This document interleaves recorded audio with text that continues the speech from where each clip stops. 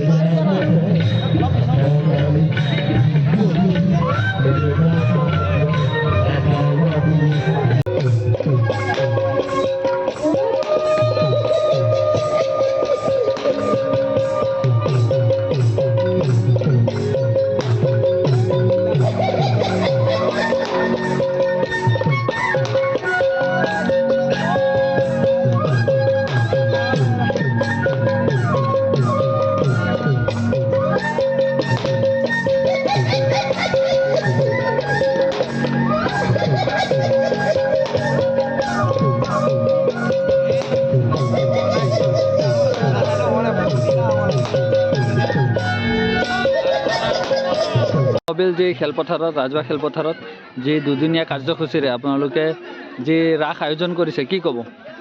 কি ক'ব মানে আমি প্ৰত্যেক বছৰে এই খেলপথাৰত দুদিনীয়া কাৰ্যসূচীৰে নবিল যুৱক যুৱতীৰ সৌজন্যত আমি শিশুলীলাৰ পৰা মহাৰাসলৈকে আমি দুদিনীয়া কাৰ্যসূচীৰে ইয়াত পাতোঁ বছৰি। আৰু যোৱাকালি আমাৰ প্ৰথম নিশা হৈ গ'ল, আজি দ্বিতীয় নিশা। আৰু প্ৰথম নিশাত আমাৰ অনুসূচিত জাতি উন্নয়ন পৰিষদৰ সভাপতি শ্ৰী পবিত্ৰ দাসদেৱে আহি শুভ আৰম্ভণি কৰে। আৰু লগতে আমাৰ যোৱাকালি যি ইয়াত মানুহৰ যি সমাৱেশ হৈছে নথৈ সুখী হৈছোঁ।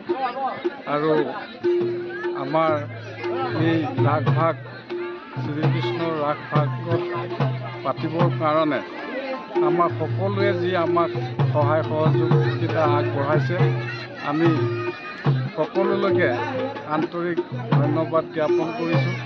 যাতে আমাক আগলৈকৈও এনেধৰণৰ সহায় সহযোগিতা আগবঢ়াই আমাৰ এই পিছপৰা অঞ্চলটিৰ যাতে এই ৰাসখন যাতে সুচাৰুৰূপে সদায় এনেধৰণে আমি পাতিব পাৰোঁ, সেই আশা কৰিছোঁ।